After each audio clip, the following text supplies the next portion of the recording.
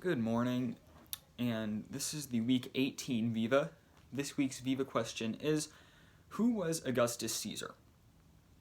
Although Augustus Caesar may only be a familiar name from the story of the Nativity or from the term Pax Romana, he was actually one of the most important and brilliant persons and politicians in history.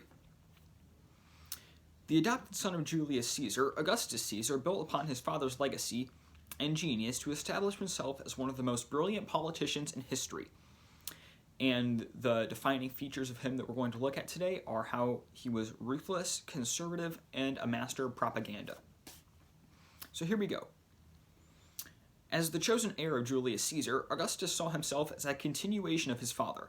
The fact that Julius Caesar had been betrayed by his friends led Augustus to pursue his path to power with utter and complete ruthlessness.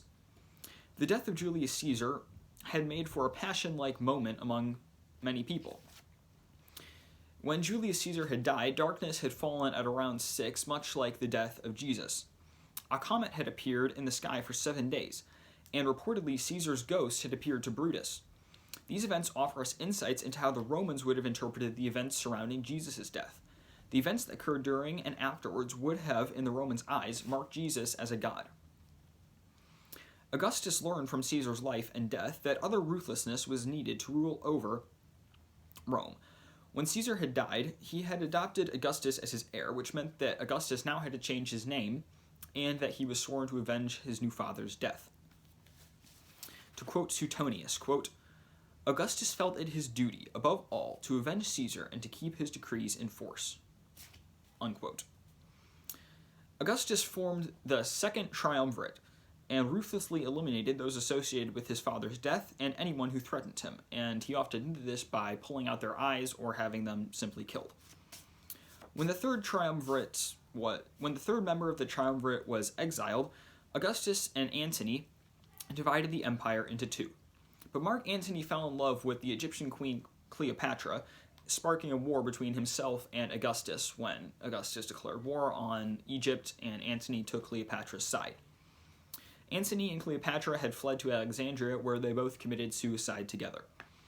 Having defeated his real opponents and eliminating future threats to his rule, Augustus could now settle down to ruling his empire. So secondly, having defeated everyone and avenged his father's death, Augustus settled down to ruling his empire by rebranding himself as a patriotic conservative devoted to restoring the good old days of Rome and erasing his record of ruthlessness. To rebuild the city of Rome, Augustus needed to revive the customs and traditions of the past and restore their moral values. And to quote from Suetonius again, quote, "His marriage law being more rigorously formed than the others, he found himself unable to make it effective because of open revolt against several of its clauses." And some of these later reformed marriage laws included the punishment of adultery by women and the penalization of unmarried bachelors and childless couples.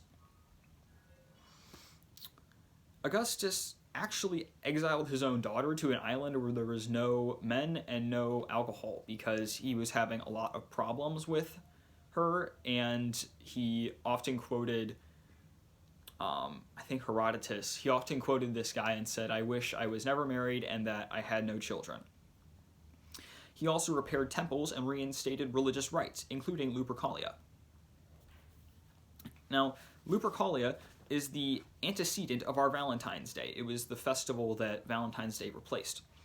It was celebrated every year and was dedicated to the god Lupercus. Participants would sacrifice puppies and goats, wipe the blood on their foreheads, then wipe that blood off with milk, and have a large feast with plenty of alcohol, and then run chasing women through the streets, whipping them with the hide of the goats, and the women thought that this would give them an easier childbirth. Augustus also united the political with the religious by becoming the high priest of Rome. And finally, Julius Caesar's flirtation with kingship and his love of purple had hardened the opposition against him and hastened his death. To avoid this same fate, Augustus became a master propagandist whose displays of simplicity were designed to prove a connection to the common people. Augustus did not seek kingship, rather asking to be called princeps or first citizen. He knew that the title of king would cause resentment. Augustus wore simple clothes and enjoyed fishing. He ate very plain food. According to Suetonius, quote, Augustus was a light eater and as a rule ate of plain food. He particularly liked coarse bread, small fishes, handmade moist cheeses, and green figs of the second crop, unquote. Augustus rarely drank wine, and despite his quiet life, he lavished money on public works, building roads, relay stations, temples, and much more. He said, I came to Rome and found it a city of brick, and I left it a city of marble. So that was one of his ambitions. So in conclusion, Augustus was the most consummate politician of his age, and one of the most skillful to ever live. Terrified of meeting the same fate as his father, Augustus devoted his life to avenging Julius's death and punishing those who had rebelled. As he aged, this gradually gave way to a more conservative perspective, which sought to make Rome great again.